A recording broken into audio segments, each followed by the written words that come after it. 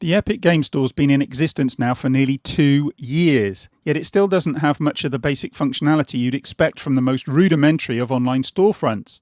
But worse than that, there seems to be little sign that Epic are interested in doing anything to address these issues.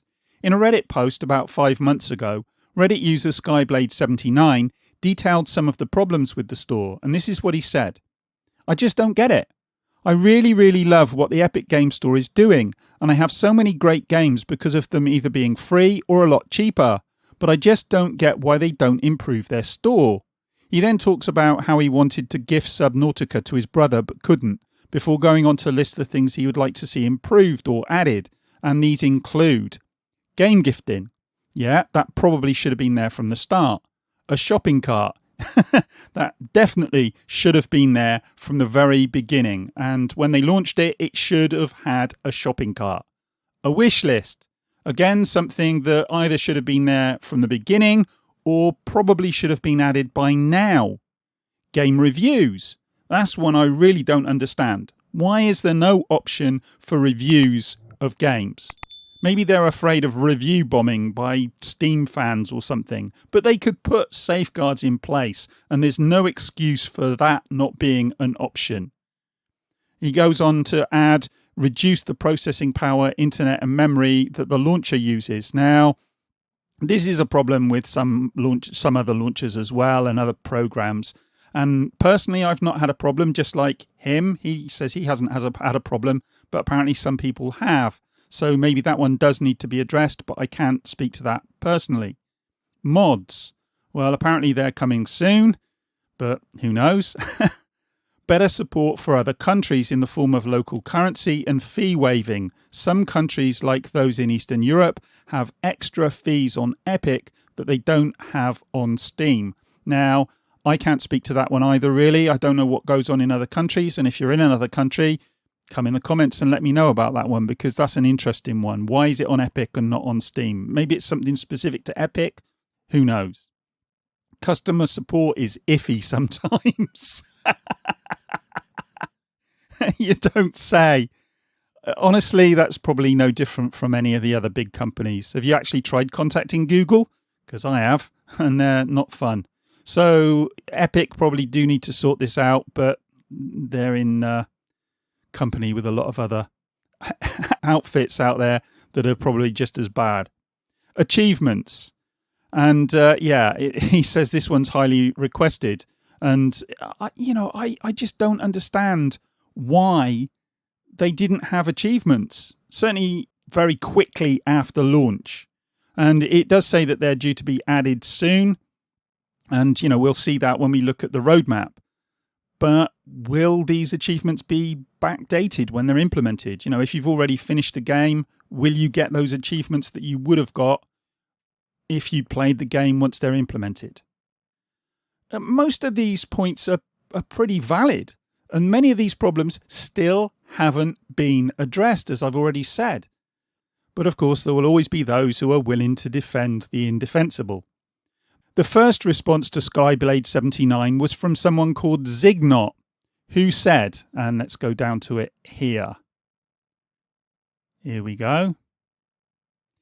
They are aware of all the things that EGS is lacking, and they're still working to bring new features. In case if you're not aware of their roadmap.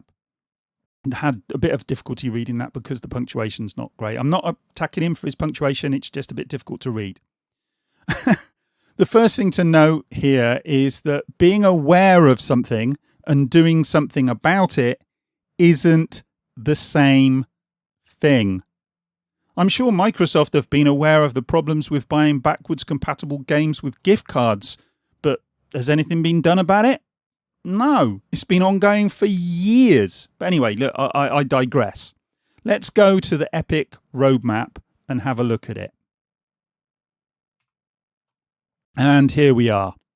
And if you look at this here, we've got all the things that are coming. We've got general information, then we've got recently shipped, and it's download throttling, local currency, so they have added that one. Wish lists, oh good, that one's in there now. Critic reviews, so we are getting critic reviews now, but not user reviews. And I've just done a video talking about user reviews versus critic reviews. And, that's a bit of a hot potato at the moment. But I think a lot of people would like to see user reviews. Storefront curated collections, Storefront browse. Again, something that probably should have been there from the beginning. Storefront discover, library grid view. So, just some basic stuff. Coupons, don't know what that is. Epic Games overlay, checkout, no idea what that is. And then it says up next, Storefront trending. So again, this one's about making money. Mod support for games. So that one's come in. Great. Okay, that one's come in. I'm sure a lot of people will be very happy about that. They've not gone into detail about what's going on there. Presumably, if you click it, it will give you some more detail. No, nothing much is coming up. Here we go. Just took a while. Description: we're adding the support for game modding communities. Players will be able to browse a catalogue of player and developer made mods for the games. Players will be able to auto-install mods into games they own that are managed by Epic. That are managed by Epic Games Launcher, or download the files separately for other games. Doesn't say whether you have to pay for these mods or not. And if you know anything about that, let me know in the comments. So anyway, that's mods. We've got add-on discovery, direct carrier billing, price adjusting bundles, and achievements. So the achievements are coming soon. But this is where it gets interesting. Future development. Additional payment methods. Well, again, most of that should have been in there from the start. Additional currencies. Well, I understand with that one, you have to add in different currencies, as you go along. There's localization issues and stuff like that they have to look at. Again, though, I think that one should have been in there sooner than now, put it that way. Social overhaul, don't know what that is. Newsfeed and follow improvements. Gifting, so this is a future development. Let's bear in mind, these are all future developments. There's no time frame on these. User reviews. So user reviews. Again, that should be in there by now. And a shopping cart, as I said before, that should have been in there at launch on the Android store. Well, again, that should have been sorted out before now. But the shopping cart's the one for me. Why is that a future development? Why was that not sorted out ages ago? This beggars belief that they seem to have all their priorities arse about face. But anyway, what can I say? As far as I'm concerned, roadmaps are the scourge of the gaming industry. Get something in a finished state before you release it. And that applies to games as well as it applies to Epic's Storefront and other apps that are out there. Imagine if someone was to put out a car with a roadmap. Brakes to be added soon. Yeah, good luck getting that one past customers. Roadmaps should be for additional features, not key parts of a system. The Epic Game Store should have launched with a shopping cart, as I keep saying. It should have launched with achievements and self-service refunds, at the very least. To do otherwise is bloody insulting to us as gamers. And what's more insulting is that most of these things, as I keep saying, still haven't been implemented. It's all very well for Tim Sweeney to talk about other companies fleecing developers, but what about us gamers? The reality is that Epic are merely trying to use their huge wads of cash to drive their market share. And you know what? It's working.